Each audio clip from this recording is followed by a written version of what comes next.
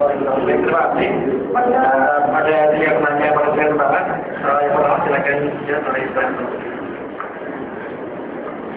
Iya, terima kasih. Pertanyaannya dua-duanya tadi tentang tabaruk. Ini kalau dibaca juga bisa paham. Jadi jangan sampai dikesankan seperti yang diceritakan oleh Pak Khalil ini. Saya seakan-akan itu melarang-larang sampai dia pukul dan kadang-kadang dilarang dan sebagainya. Padahal ketika dibaca ini bukan begitu. Gitu. Jadi salah kesan nantinya. Nah ini di dalam Al-Tabaruk halaman 270. Ini tabaruk itu dua. Pertama, dengan beriman, taat dan ittiba kepada beliau, maka barang siapa yang melakukan itu semua, dia mendapatkan kebaikan yang banyak dan pahala yang besar, serta mendapatkan kebahagiaan di dunia dan akhirat.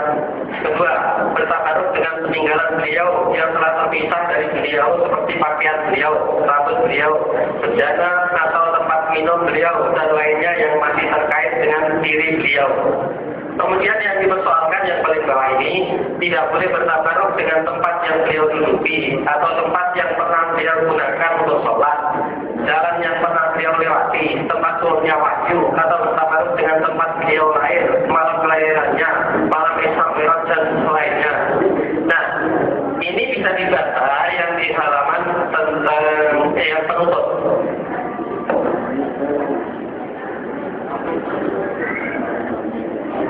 Ya, halaman penutup halaman 293. Di situ Imam Husaini dalam Iqtidar mengungkapkan dikeluarkan oleh Ibnu Sa'ad dalam At-Tabaqat Al-Kubra dengan sanadnya.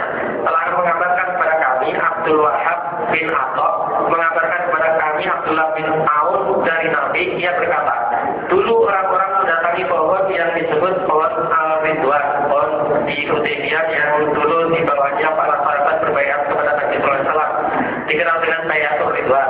Lalu orang-orang yang datang itu sholat di sisinya, yaitu di bawah, di siswa. Ia sampai berkata, maka bila itu sampai kepada Umar bin Khattab, maka dia mengantar mereka mengenai pohon itu dan memerintahkan untuk memotongnya, maka dipotonglah pohon itu. Ini yang Tabaqatul Kubra juz 2 halaman 100. Ini disampaikan sanadnya oleh Ibnu Hajar dalam Fathul Bari juz 7 halaman 448. Jadi di sini sudah jelas yang dua hal tentang tabaruk ini tadi, dan juga keterangan yang dipotongnya pohon itu oleh Umar bin Khattab. Nah, jadi tinggal itu apakah memang yang berkaitan langsung dengan Nabi SAW, yaitu di sini seperti pakaian beliau, rambut beliau, bejana atau tempat minum beliau, ini kan boleh. Nah, jadi di sini bukannya mutlak-mutlakan nggak boleh, ya bukan, tetapi didulukan mana yang masih boleh, mana yang enggak. Ketika Umar bin Khattab itu tadi memotong pohon, itu yang kata akan dijadikan tempat untuk tabaruk mencari berkah. Nah, itu dan apalagi itu sebenarnya belum dikeramatkan saja sudah dipotong.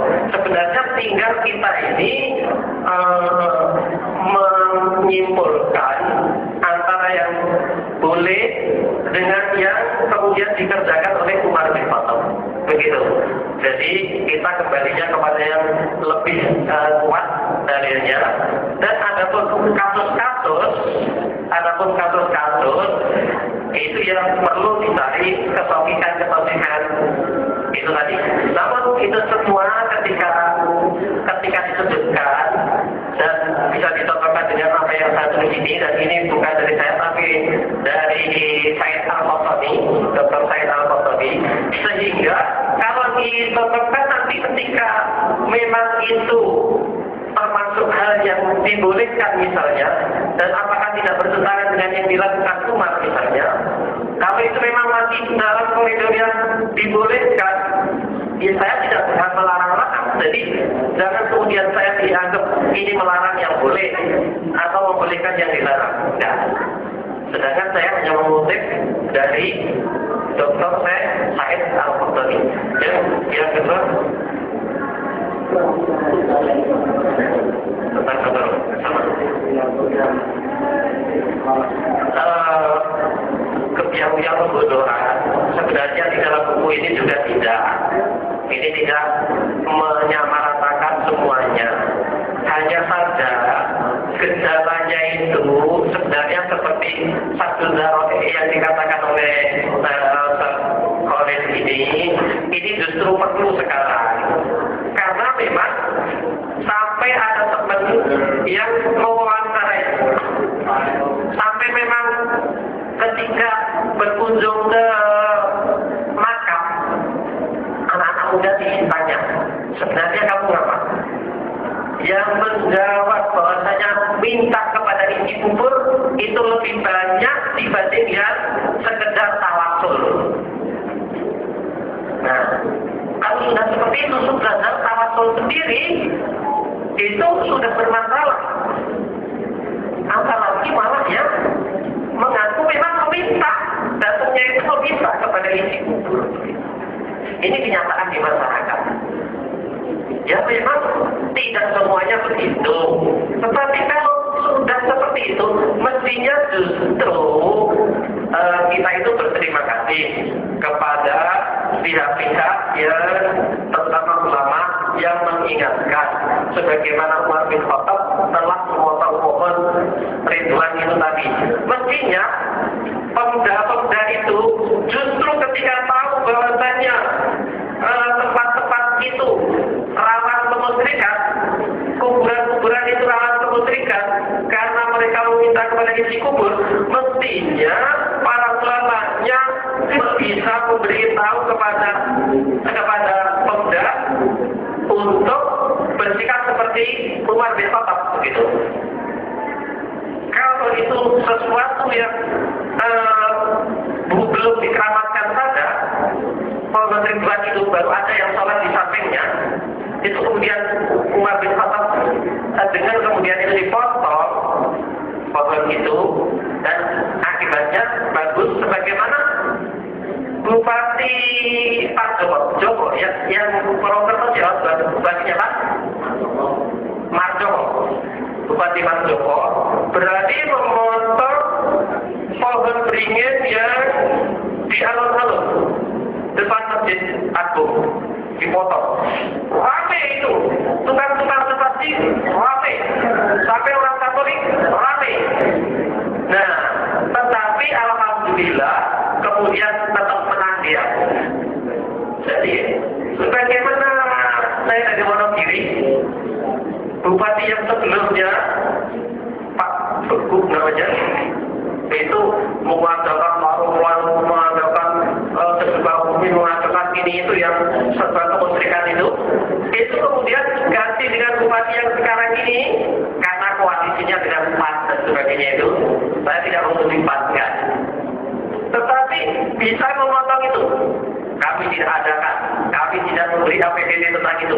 Nah, jadi kalau ulama bisa memberi kepahaman kepada pemuda, kepada penguasa, sebenarnya bisa mengurangi hal-hal yang rawan kemusyrikan itu.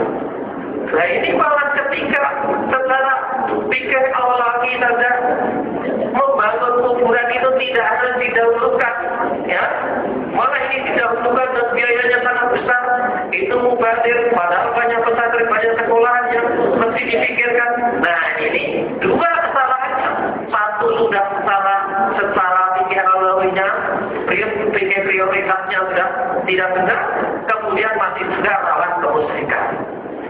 Ini sebenarnya persoalannya di situ. Jadi jangan dianggap saya melarang tabaruk, jangan dianggap saya melarang ziarah kubur.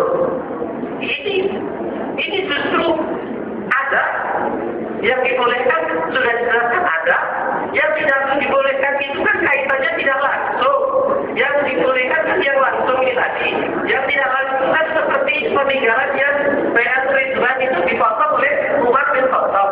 Nah, jadi ini kan ketika mengkiaskannya itu termasuk yang mana kan begitu. Ini persoalannya persoalan menyimpulkan. Begitu. Terima kasih.